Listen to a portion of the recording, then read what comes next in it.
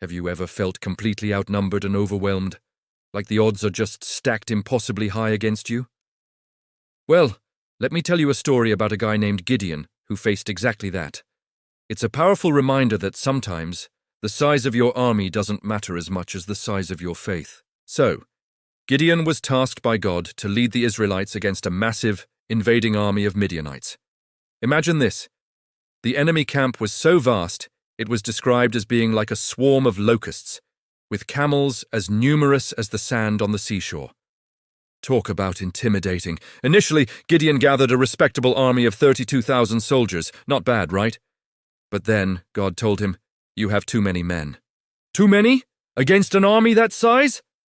God's plan was to make it crystal clear that the victory would come from him, not from human strength. So, first, God told Gideon to send home anyone who was afraid. Here's where it gets interesting.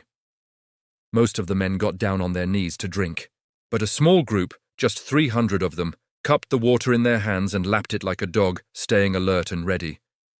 God said, "With the 300 men that lapped, I will save you and give the Midianites into your hands."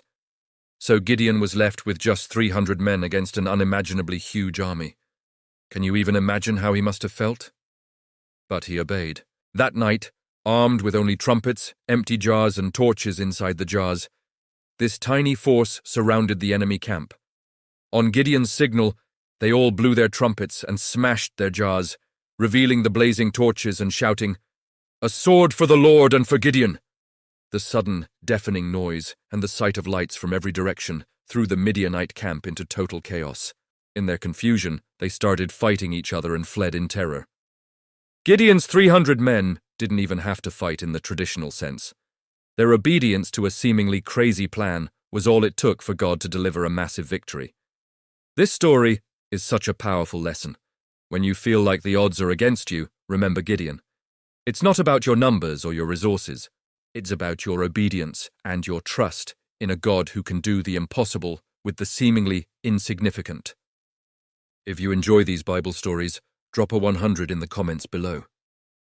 You can support the channel by picking up a copy of the Bible Study Planner bundle linked in my bio above.